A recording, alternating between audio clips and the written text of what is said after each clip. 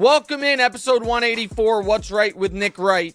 Get right into it today. We had an awesome week 5 in the NFL. Back-to-back weeks with a London game, so back-to-back weeks of like 14 straight hours of football that we need to get to. We will start, of course, as we always do, with what missed.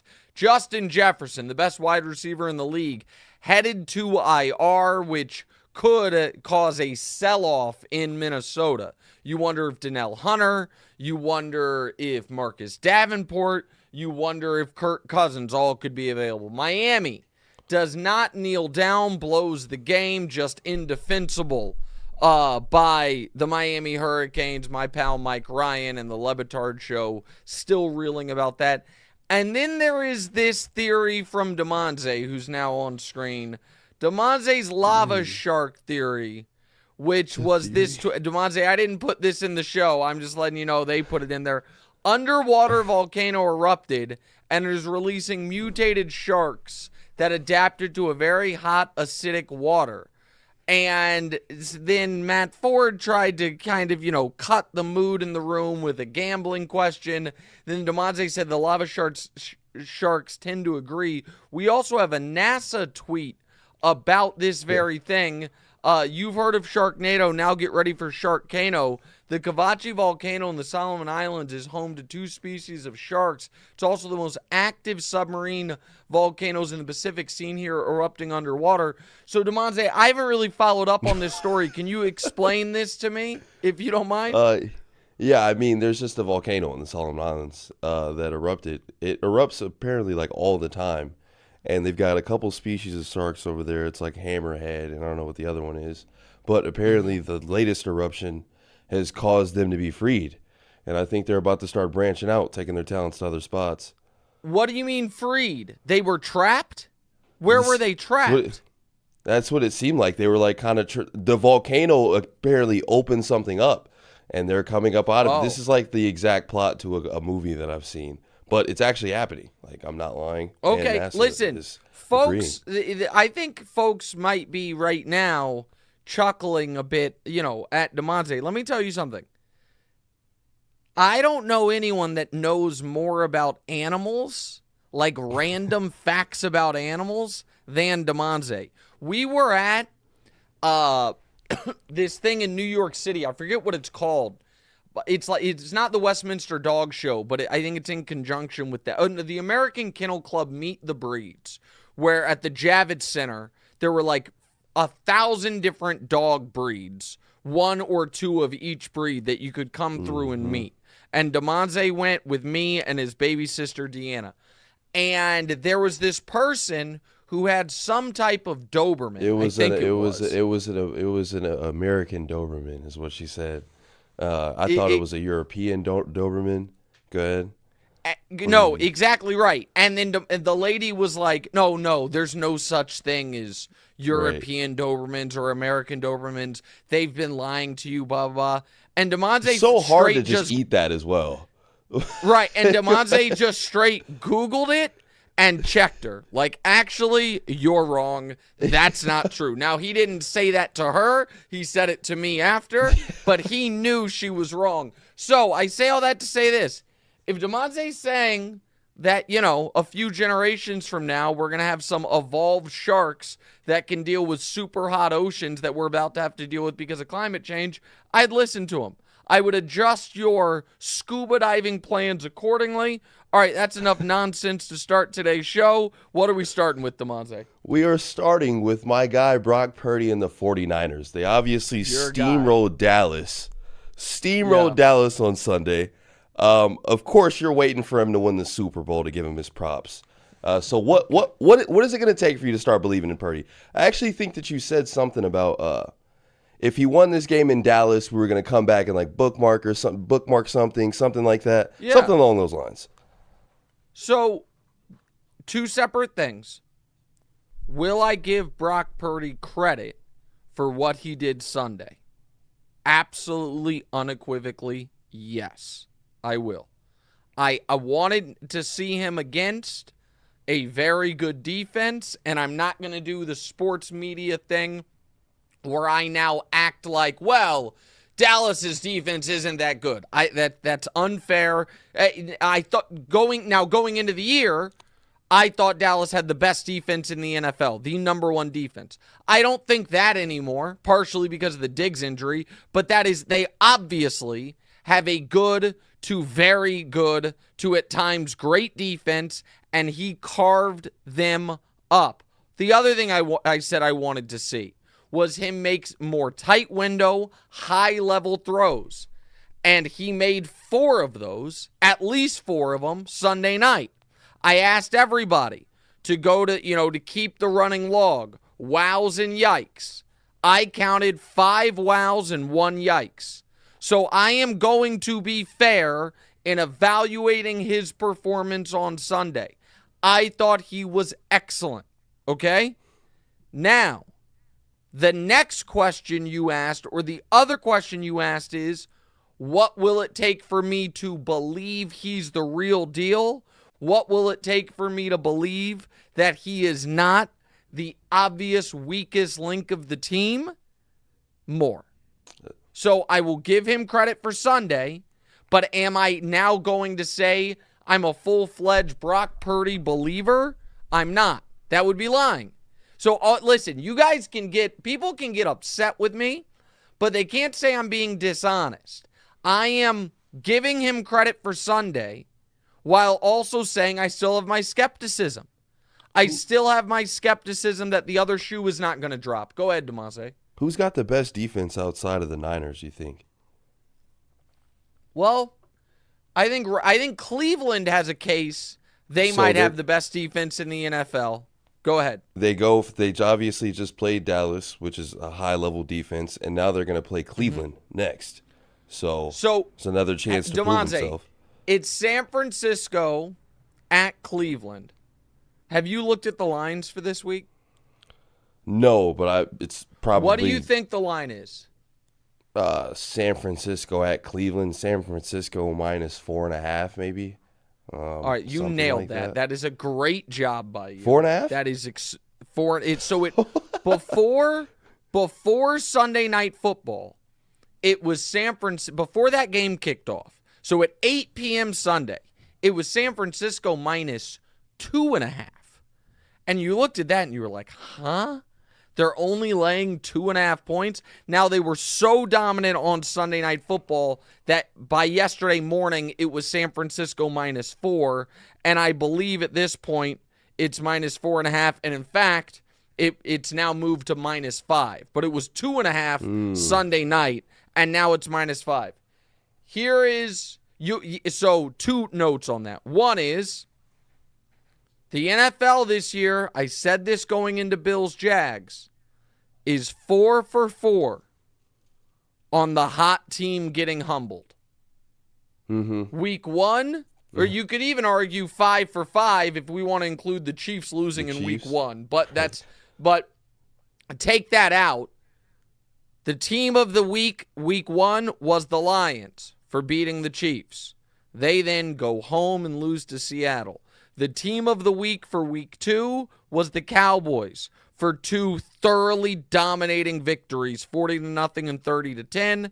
They then lose to Arizona. The team of the week, Week 3, was Miami for scoring 70 points in a football game. They then get blown out by Buffalo. The team of the week, Week 4, was Buffalo for beating Miami. They then go to London and get thoroughly dominated, a game that was not as close as the score indicated, by Jacksonville. Who's the team of the week right now, Damoza? That'd be the Niners. Careful now. Careful, America. So that's a kind of a bigger point. That's not really a Brock Purdy point, but the Browns coming off a bye, the Niners coming off the emotional high of we beat Dallas, we asserted ourselves. Now all of a sudden they got to go. Wanted to beat Dallas, and they really wanted to beat Dallas. Now they have to go cross country, 1:00 game, not nationally televised, out of conference, one of their quote less important games of the year against a rested, excellent defense. and Deshaun Watson, who gave himself 2 bye weeks because he wasn't feeling quite up to it last week, that could be a trap spot. It'll be fresh. Yeah. And so, listen, the Purdy stuff, people keep asking me a version of this question. Would my feeling on Brock Purdy be different if he were a first-round pick? And the answer to that question is obviously yes. But it is not just because okay, so you're saying he could be the exact same player and if he was first-round pick? Kind of, but not really. Because if he were a first-round pick, it would also mean he was a better collegiate player. He has a longer track record of high-level success. And this player he's turned into, this guy who never makes mistakes, is simply not who he was at Iowa State. He had at Iowa State a couple of the most cartoonish mistakes you've ever seen. Did you saw that clip going around the internet this week, Damoza, where he did the Deshaun Watson throw it backwards against, I think, TCU, and the one where his pass gets batted down and then he bats it forward. I mean, it's the same guy. And now, let me say one other thing about Brock Purdy that I don't think is unfair. Every time I watch, last night included, Jimmy Garoppolo go be terrible, I am more skeptical of Brock Purdy. Because while we didn't see Jimmy, hold on, you're shaking your head, but let me ask, let's set this situation, okay? Let's say, Damoza, that I'm trying to find... All right, I'm going to use a totally unfair analogy. I'm saying this on the front end, okay? Let's say this podcast were one of the 5 most popular in the world. Right. And there were people arguing that, Damoza's the key to this. Damoza is the reason for it. And there were other people then arguing that, no, I think it's Nick. I think it's Nick. And that was a big debate. And then you left and you got replaced by literally a random person. You got replaced by Daniel, the Nuggets fan who produces the show. Okay. And the show actually started to do a little bit better.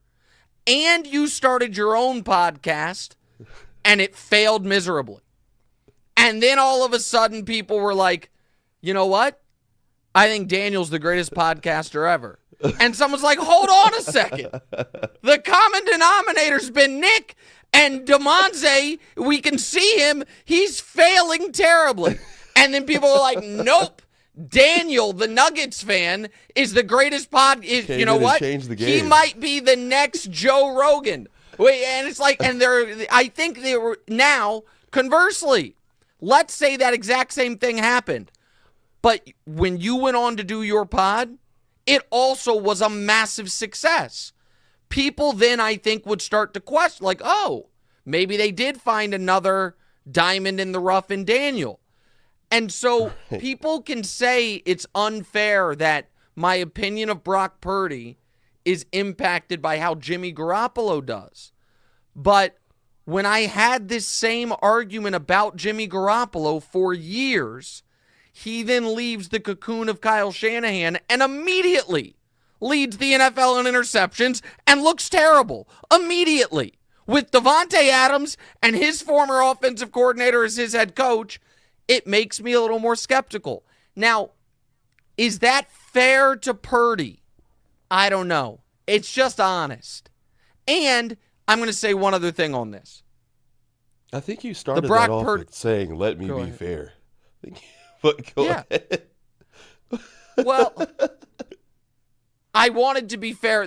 I'm trying to be fair and honest, and at times they seem to be in conflict. Honesty can be unfair. Right. Yes. Yeah, exactly. I want to say one other thing.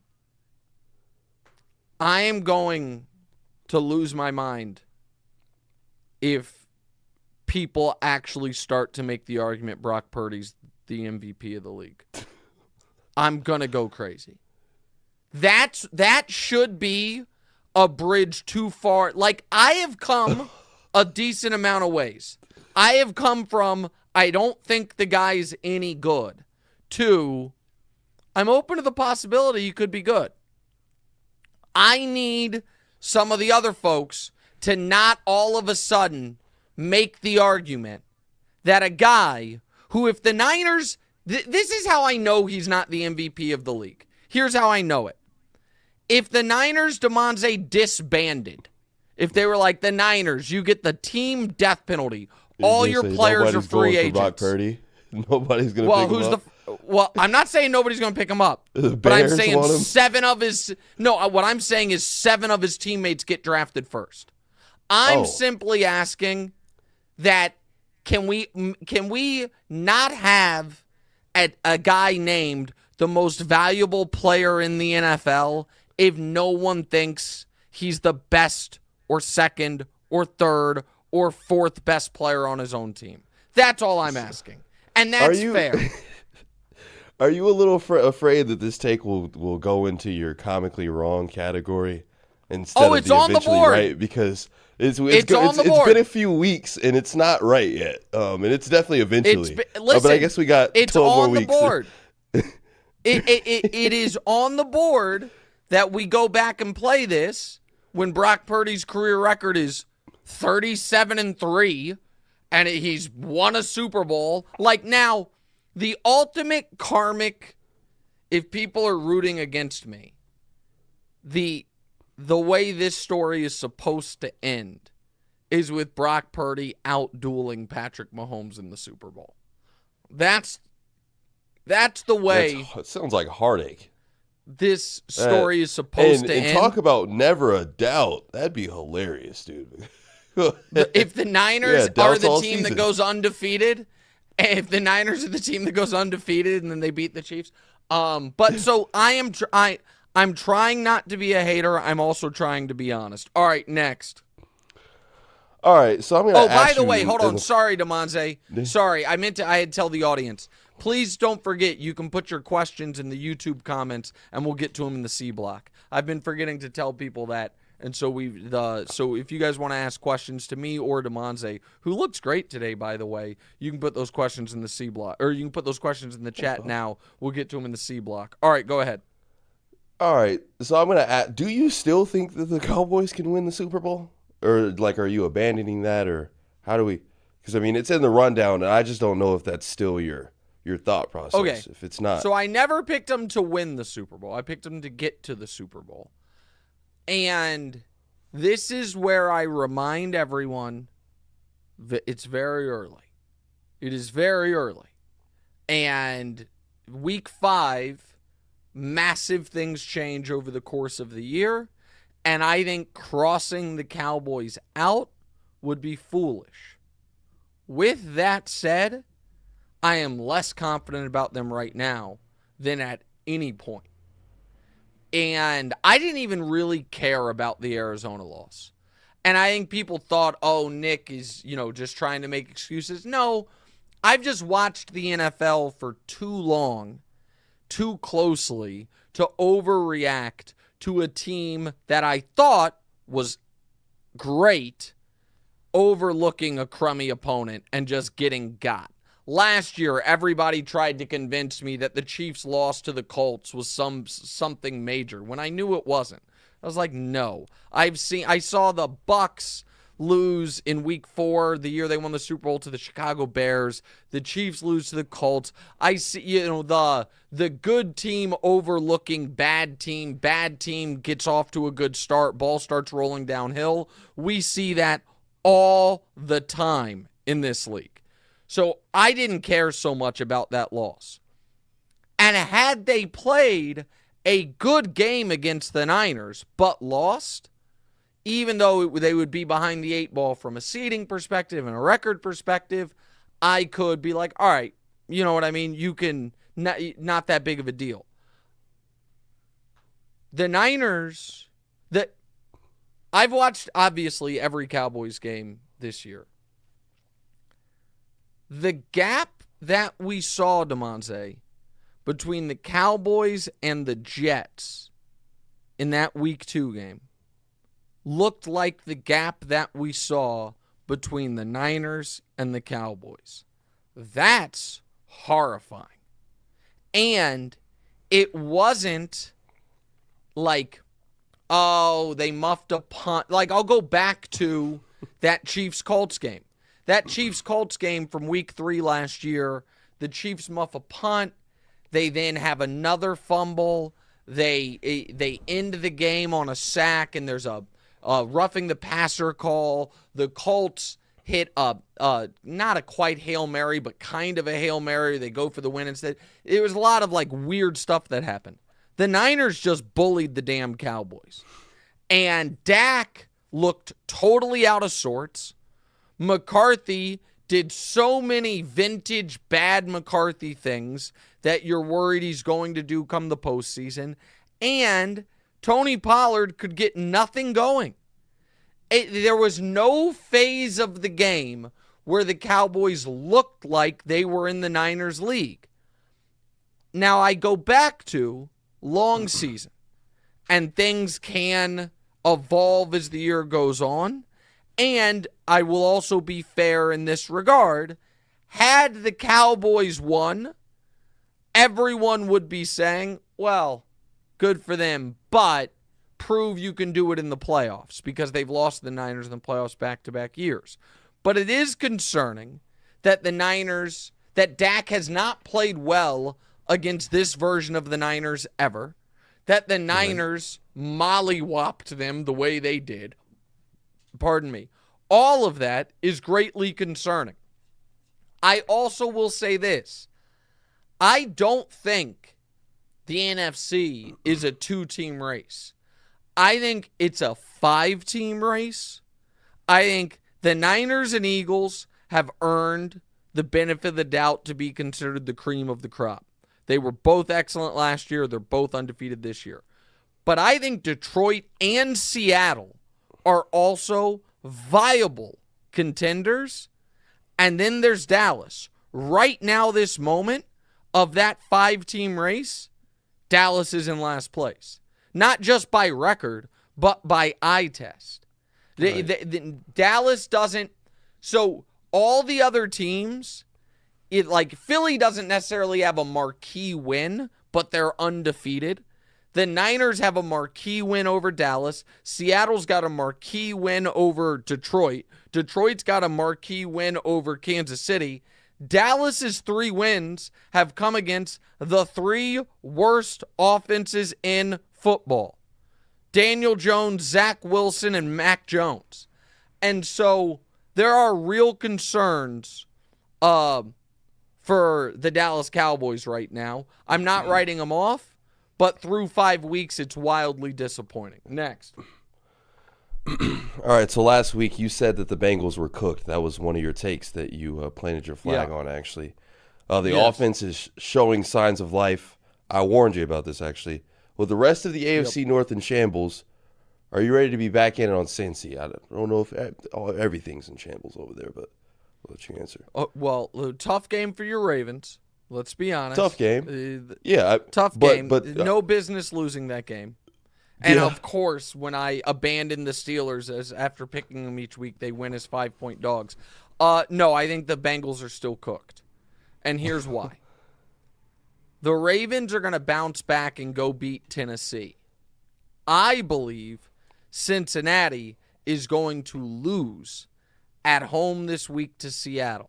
A Seattle team that had been dealing with injuries, is getting guys back, now is coming off a bye, has 2 awesome corners in Weatherspoon and Reek Woolen. Higgins is dinged up with the ribs, so I think that if any team is set up to be able to handle Jamar Chase, it's a team with 2 number 1 corners. You can put 1 on him and still double him. And so all of a sudden, I think after Sunday, Cincinnati's going to be 2-4, with their next 2 games being the Niners and the Bills. So no, I think where I will give Cincinnati credit is Joe did look better this week, and the numbers were far better, but he can't, because of that calf, he's not throwing the ball well down the field. He had the one bomb to chase, but aside from that, he was 1 for 4 of balls traveling more than 15 yards through the air. He doesn't quite look right. So no, I don't. Cincinnati has, so they're 2-3. So they have 12 games remaining. Here are some of those games. Home for Seattle, at the Niners, home for the Bills, at the Ravens, 2 against Pittsburgh, 1 home, 1 road, at the Chiefs, and then the final week of the year, home for the Browns, and the Browns always beat them. Their only, quote, easy, unquote, games left are the Texans, who are frisky, the Colts, and the Vikings. So let's say they win all 3 of those easy games, and that's 5 wins. You got to find another 5 wins, probably. I think that's tough. All right, next. All right, the Patriots have been blown out 72-3 in their last couple of games. Mac Jones has gotten benched in back-to-back games as well. Do you think the Patriots are the new Jets of the NFL? Well, I don't know they're the new Jets, but I do think they have the least talented roster, the least talented offense in the league by far. They're so boring. They're poorly coached. It has been an institutional failure by Belichick on talent acquisition and evaluation. And Mac Jones is terrible. And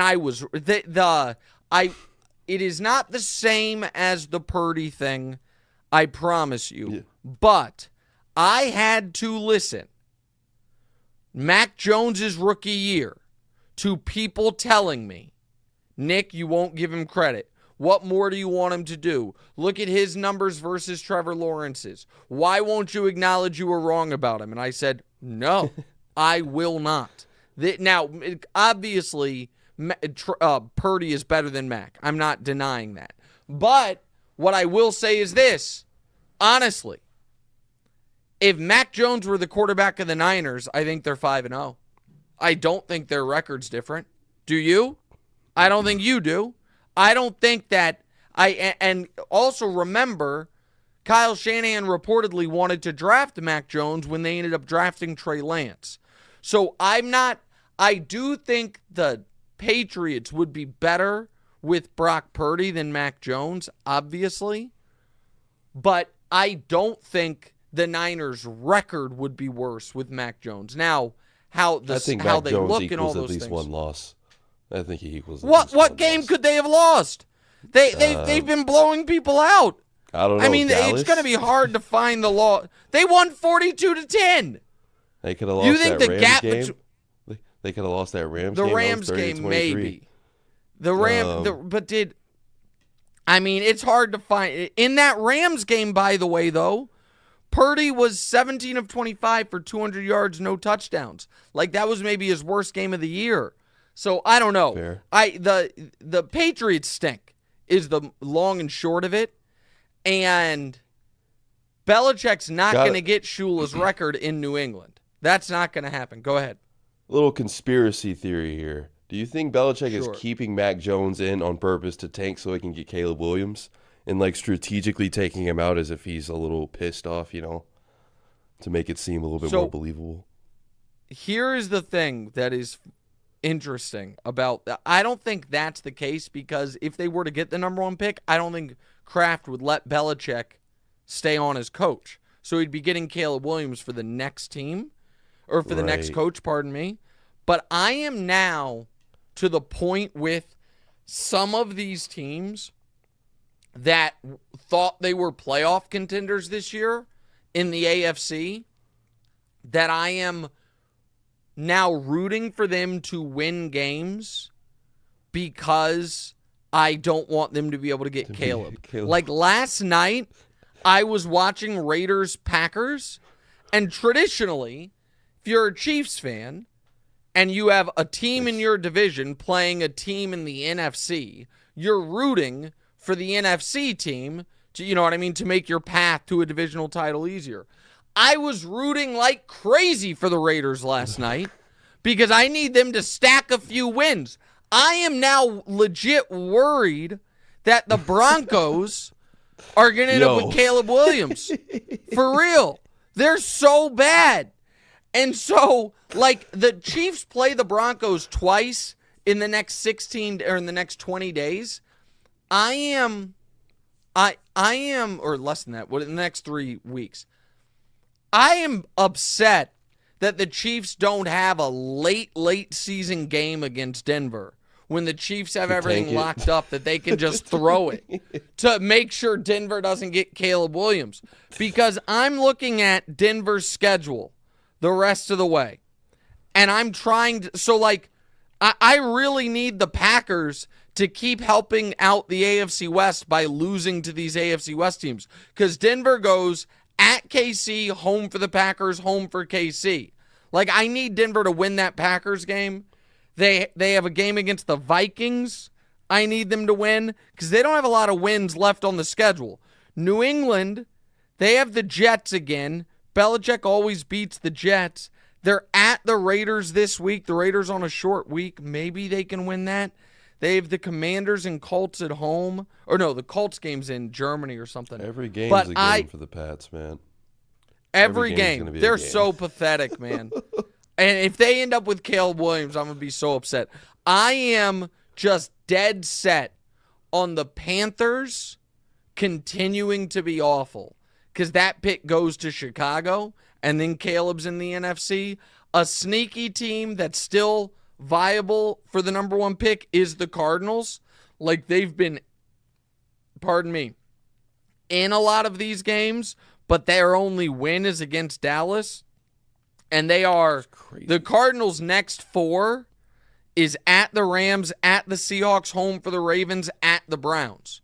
So the Cardinals all of a sudden could be 1-8 and right there in the Caleb Williams pole position, as was the plan. But I do not need, and the NFL doesn't need Caleb in the AFC, because if we're, by the way, this quarterback class, Bryce looks like the worst of them. Who could have seen that coming? Guys, your sister's height. And Stroud looks awesome. And Stroud looks awesome. Elite. And he's in the AFC. Pedigree. And he looks great, bro. All right. Remember, you guys can put in your questions in the chat. Take a quick break. Come back. What's right?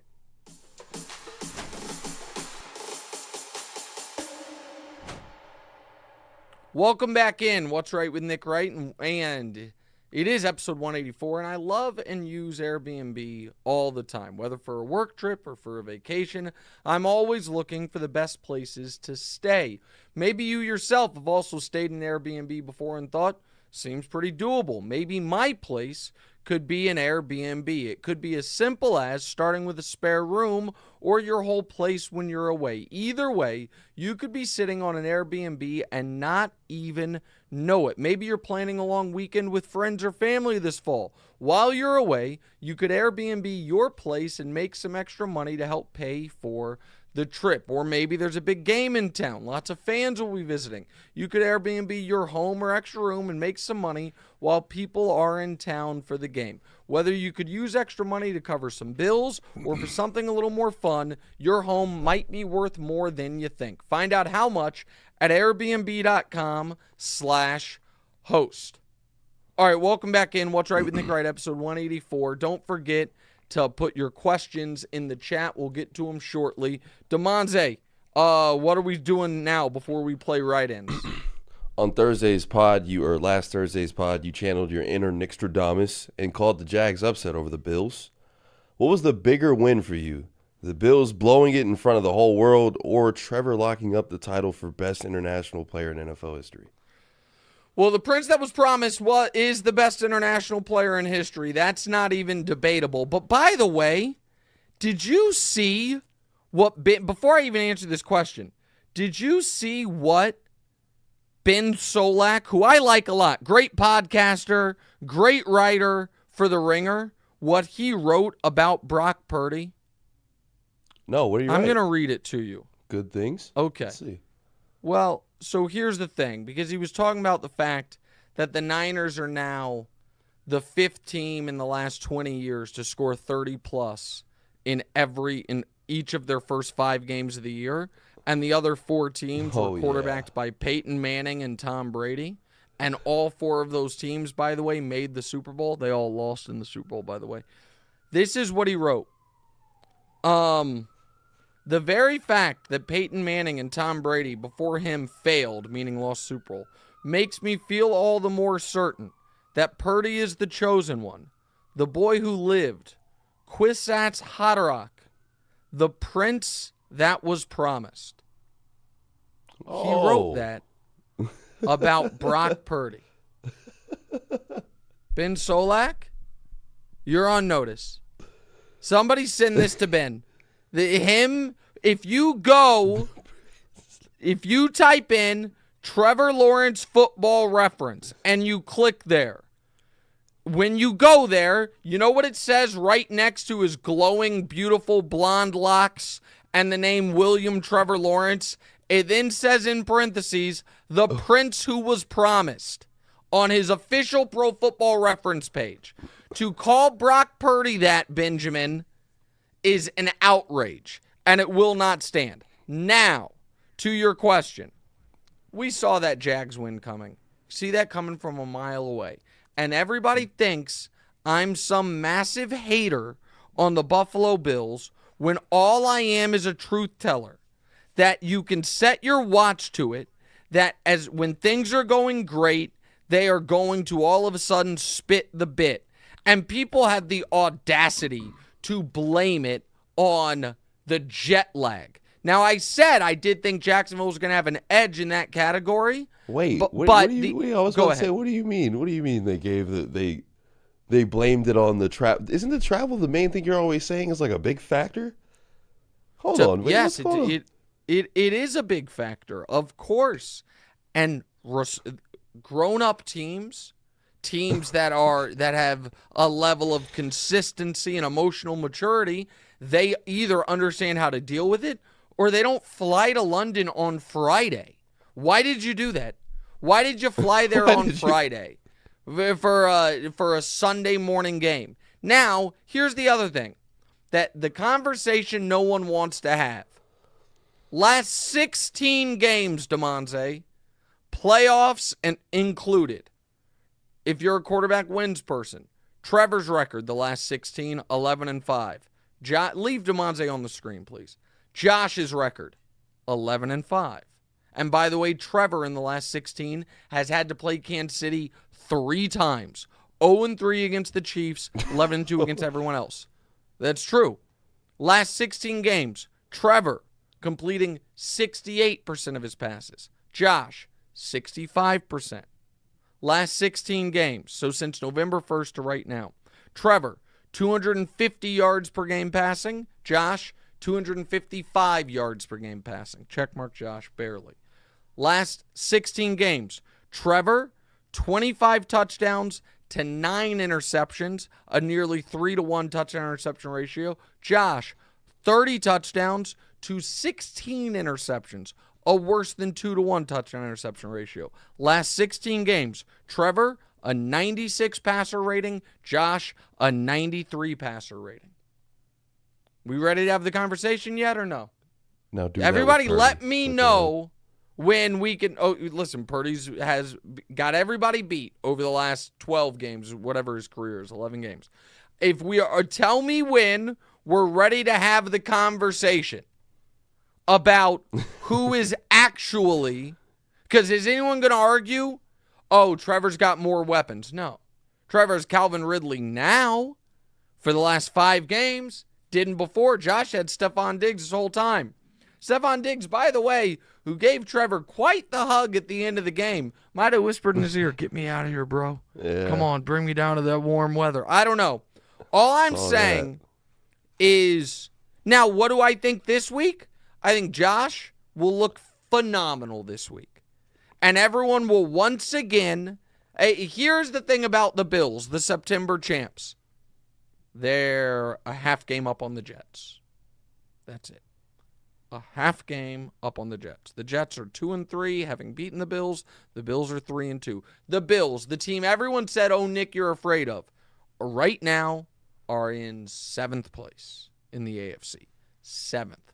Now, when they're rolling, they look unbelievable. But they are not a consistent team because they do not have a consistent quarterback. He's great when he's great. And in this London game, twice, Diggs was wide open, deep down the field. The first time, Josh underthrew him, and they connected, but they ended up getting 0 points on what would have been a touchdown. 0 points on that drive. And the second time, it got picked off. Both times, he was open, and he missed them.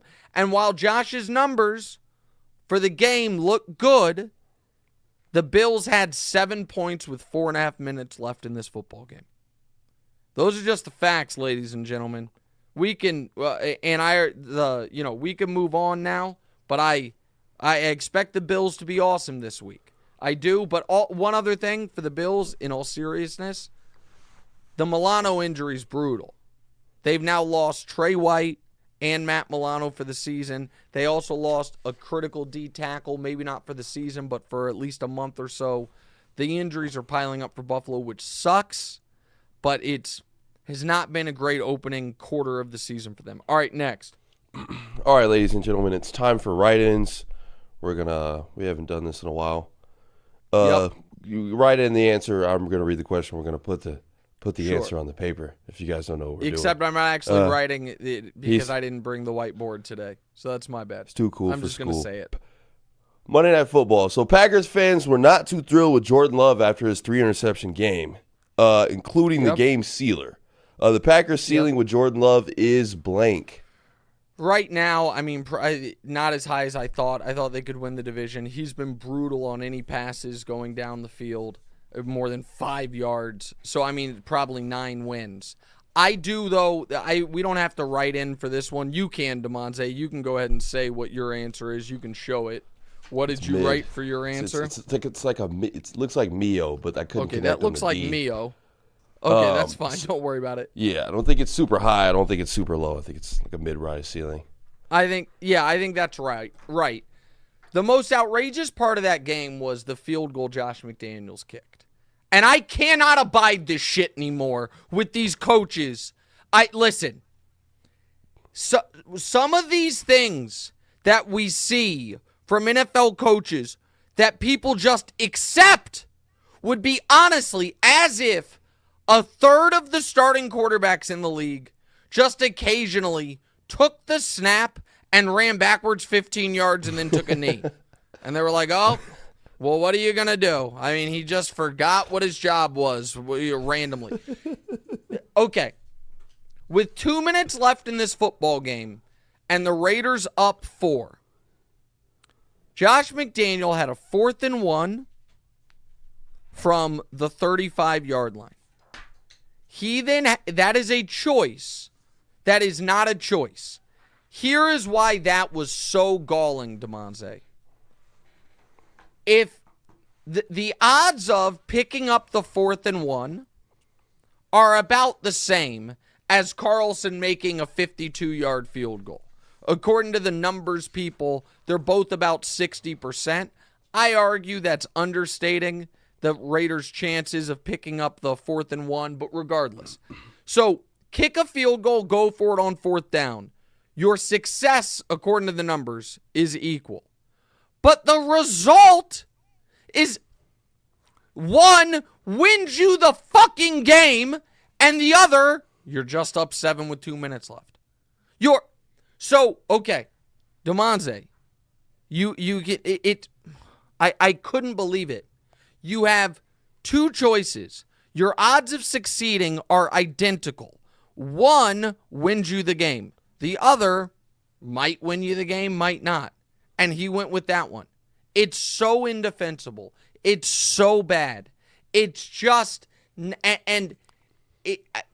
I don't understand how some of these coaches are so bad at this stuff.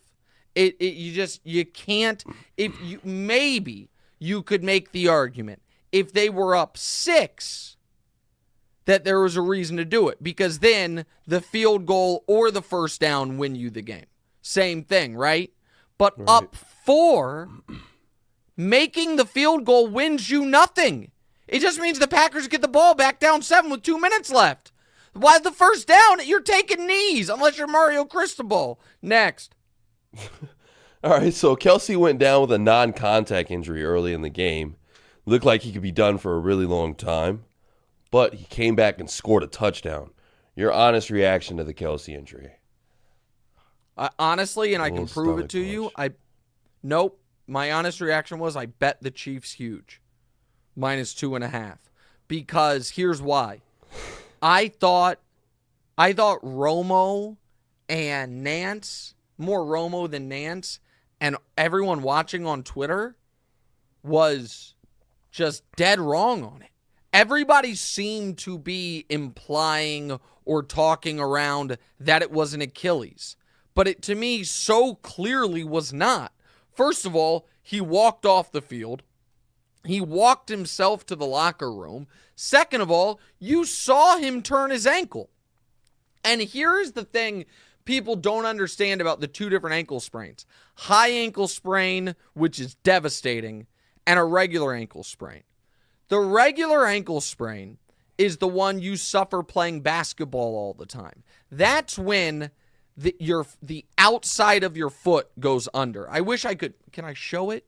That's this movement. Like, you know what I mean? When you're playing basketball and you turn your ankle. Did I say that's the high ankle sprain? If I did, You said that was low. That's the low. Correct. All right, good. That's the regular ankle sprain. That's the one that every athlete has suffered hundreds of times. You tape it up and you move on. The devastating one, the one that Mahomes suffered, the one that can knock you out for a month, is the opposite. That's when the inside of your foot goes, I'm not flexible enough. But that's where the inside of your foot goes towards the ground. And that is actually like a lower leg injury. So you saw the type of ankle sprain it was from Kelce, because everybody, the sports medicine guys, the doctors that watch the games, like David Chow, all those guys, said inversion ankle sprain, tape it up and play. Everyone else was like, oh my God, Achilles, oh, the turf, oh, these things. He reached for his ankle, all this nonsense. People love a sad story. And so because of that, the Chiefs at halftime were only -2.5. So I wasn't worried. Maybe I should have been. Now, was I 100% confident he was going to come back in the game? No, but I liked the Chiefs in that spot even without Kelce, and I thought he was going to be fine. Because the guy suffered a hyperextended knee in the preseason, they're acting like he hasn't been one of the most durable tight ends in NFL history. So I wasn't that concerned. And go ahead. It does look like there's a little bug coming on. A little bit. Well, I don't know. He turned his ankle. He missed one drive. He was fine. He's fine. Chiefs are fine. Next. I bet he did. All right. Check the tape. I bet he did turn his ankle last year. Go ahead. Next. Nat Hackett got the last laugh as the Jets beat the Broncos and Sean Payton. But the Jets treated a game against a one-win team as their Super Bowl and made fun of Payton on Twitter. The more embarrassing team is, it's the Broncos. Yeah, of course. This isn't even a question.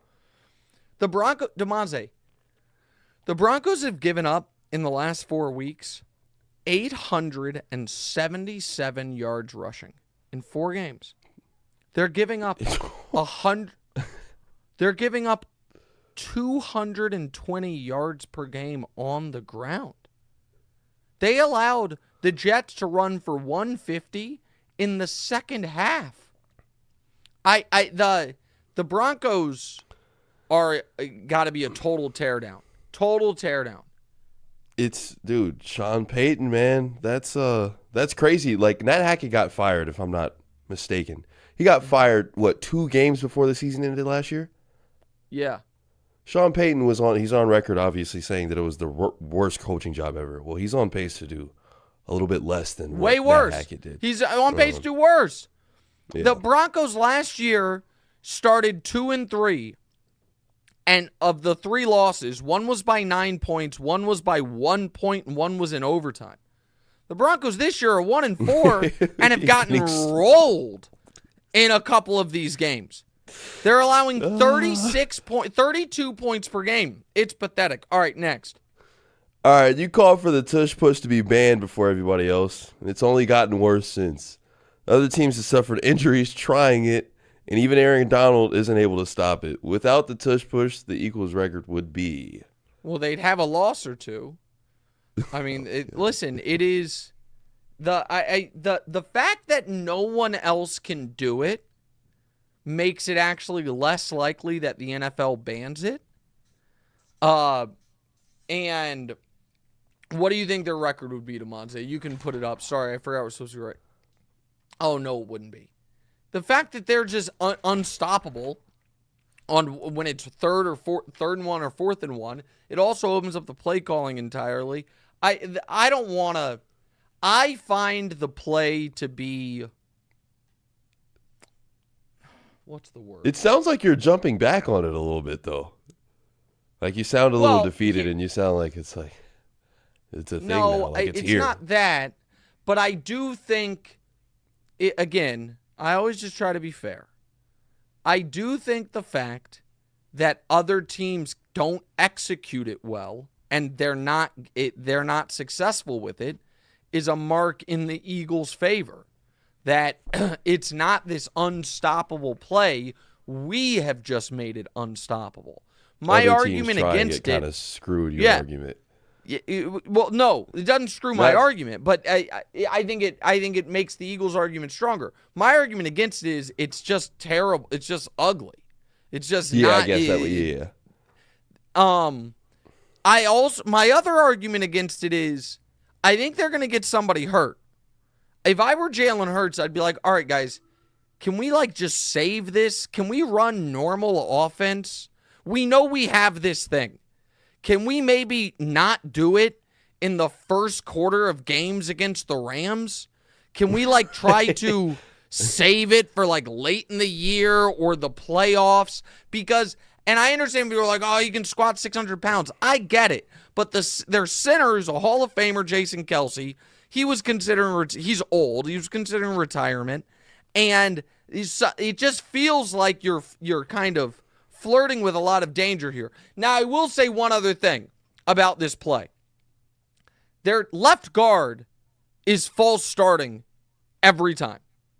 Every time he's firing off before. And that if they are going to have this play that's so unstoppable, the refs need to make sure that they're not getting an even further edge on it. But if I were Jalen Hurts, I would be, I don't know. You say you should be embarrassed almost. Not embarrassed. But embarrassed is not I joked kinda about like that taking with him for Dusty, granted, who's an not Eagles using his fan. skills. But that's the thing. It does. There's a level of now they did just pay him, so it's not like he has that part of risk. But it would be preserve me a little bit. We know we're not going to all of a sudden get bad at this. Now, Wilds had a great take on this. A great take, which was that in a game the Eagles are blowing someone out, they should do it a couple times and intentionally fail so the NFL doesn't ban it. That they should make it appear like it can be stopped. All right, next. So Miami's statistically been the best offense to start a season ever, as we know. When asked about it, Mike McDaniel said, "Our whole goal this entire offseason was statistical output through 5 games." You would describe Mike McDaniel as? I think he's funny. I think he's quirky. I like him. I think he's cool. I saw him on with my buddy Ryan Clark on the Pivot. Have you seen the watch he wears on the sideline? Mm-mm. It's a Breitling that probably cost. Not trying to pocket watch him, but I think it probably costs at least 25 and maybe 50 grand. I think it's a solid gold. It's a statement piece. And Ryan Clark asked him about it. And he was like, oh, there's actually a great story here. He said, when I got the Dolphins job, in the first meeting, I told the guys, I'm going to go out today and do something incredibly reckless. And he went out and bought the most expensive watch he could find. And then he came back and he showed the team. He's like, all right, guys, there's a chance in a year I look like a total idiot for this. Because I fail and I'm fired and I'm not making this type of money ever again. And I look and it's a day in, you know what I mean? I bought something that is irresponsible. He's like, or we succeed and this doesn't, you know what I mean? Doesn't matter. And I just thought, right. I think there's a lot of really cool kind of, I think it is tough for a guy. I want to make sure I'm right on this. I'm going to check real quick. I don't think he played football at any type of high level. Okay, well, you know what? To his credit, he did play college football. I didn't realize it. Evidently, and this is so perfect, he was a wide receiver, and guess where? He's 5'9". The reason I didn't think he played football at high level is because he's 5'9". But guess what, Damoza, if I were to tell you, okay, a guy played college football, but he's actually a total nerd, where would you think he went to college, where he played college football? What is the school? Maybe. Go ahead. What is it? It's definitely. Is it one of those Army schools? Not one of the Army schools. No. Not an Army school, but an Harvard? Ivy League school. Yale. He played wide receiver at Yale, and which is actually funnier than Harvard. But so I think he has a really cool way of finding ways to relate to his players. I think some of his sideline interaction stuff is like when, I forget who it was, he was playing, Justin Fields last year, and Fields kept running, and he ended up on the sideline in front of Mike McDaniel, and Mike McDaniel just says to him, stop it, man. Honestly, you got to stop it. You got to stop it. When he said to Tua last year, I was watching some of your high school tape last night. You sucked. Like, what was wrong with you? You were no good. I like him. I think he's super sharp. I think he's super sharp and fun. I like him a lot. The players, I feel like, really like and respect him as well. And I think that is tough. I think when you're super young and you didn't play at a high level, I think earning the respect of your players is tough, and I think he's done that. All right, I don't even really care about the George Kittle t-shirt. We can move on. Take a quick break, answer your questions in the chat next. What's right?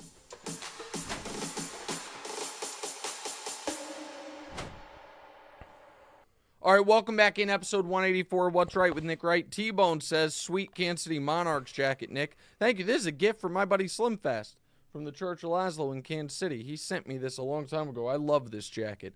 All right, Connor McQueenie has a question for you, Damoza. He says, tell me an interesting fact about an animal.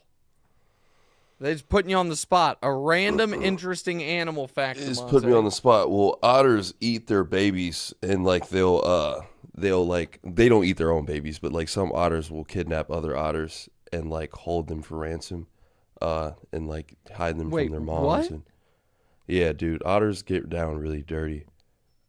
They eat other people's young in their like little families. Really? Yeah, like seriously. They eat baby seals? Do they eat baby seals or like baby otters? They eat other baby otters.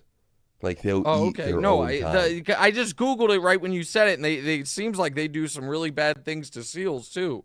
Yeah. All right. Well, that got dark pretty quick. All right, buddy. Yeah. Should have given ball pythons. Their scales, you can rub them both ways. Instead of like I actually knew that. Snakes yeah, that's what they're called. Ball pythons. Knew that. They're like smooth all around. Okay. All right. Next. Cole Draper.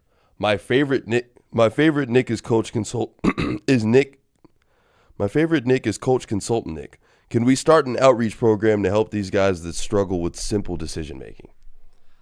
Listen, and I'm not lying here.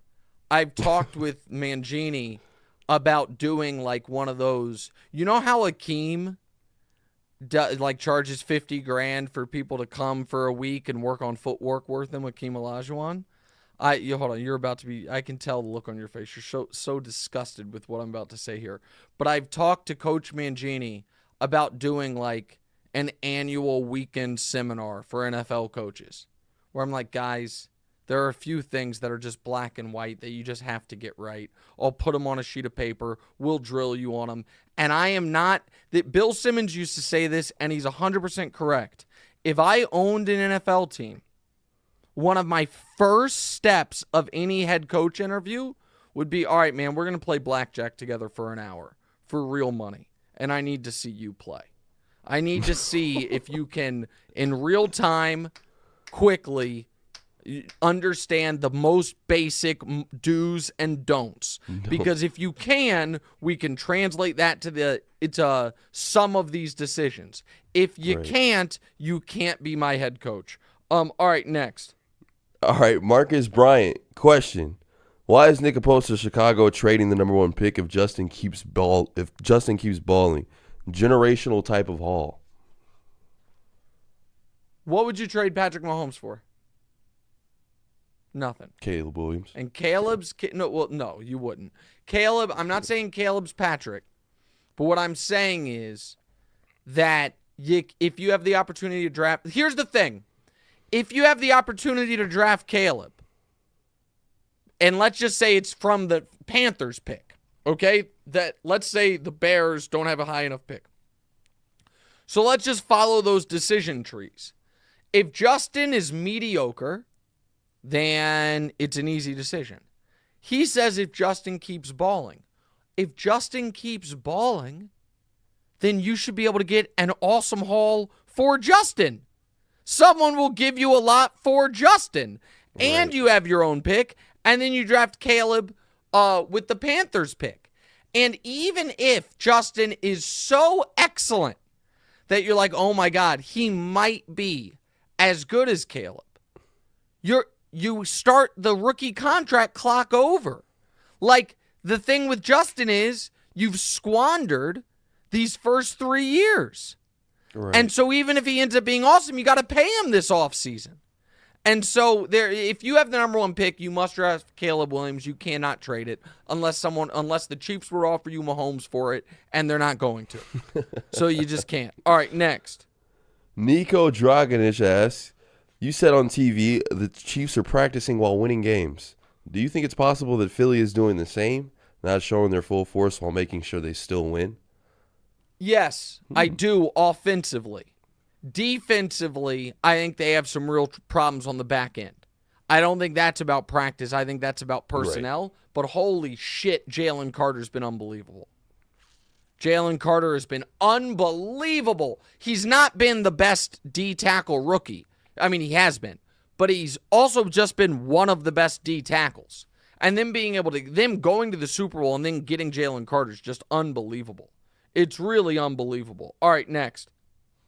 Joe asked, did either of you catch the Wemby-Chet battle? I saw the headbutt. I did. Okay, so here's listen, Wemby looked pretty good. Chet looked pretty good. I give them both credit. Here's what I find interesting about the headbutt. So, everybody put up the highlight of Wemby taking Chet to the hole. Chet retweeted it and wrote, he's got an unstoppable headbutt for show. That's what he wrote. He then edited it to add 2 laughing emojis and a handshake emoji on the end of it. He had the first tweet, then he softened it with the laughing emojis and the handshake emoji. I liked the first tweet more. I didn't, you know what, Chet? You didn't have to do that. Trying to be more neutral. Yeah, but like this is, you got to go up against this guy. Right. This is your comp. Too sweet these days, man. Take those emojis off. Okay, all right, last one. Producer asks, thoughts on Embiid playing for USA in the Olympics? Love it. We're going to roll everyone. Listen, nobody underestimate the power of LeBron, y'all. LeBron says... Wait. Go ahead. No, go ahead. Dude, this is the Steph Curry interview where he started to say, I've been talking to some... And then I've been talking to people. Like, they were saying that he didn't want people to know that LeBron was really orchestrating it all. He didn't like that. Oh, I thought that was. I don't know. Funny. Because he definitely started to say Braun. But go ahead. I mean, I just know that LeBron said, I want to play. You know, LeBron's going to be going into 40 years old, coming off his 21st season in the league. And he's like, yeah, I want to play more basketball. I want to play in the Olympics. And to have Durant and Steph and Embiid, I love it. I think it's so cool for Team USA. I think the whole thing's awesome. All right, this is a great show. Great job, Damoza. Great job, all the producers. We will see you guys on Thursday. I'm going to be on with Colin in about 90 minutes. And then the TV show today at 3. Mahomes Mountain at 4 o'clock. See you guys there. What's right?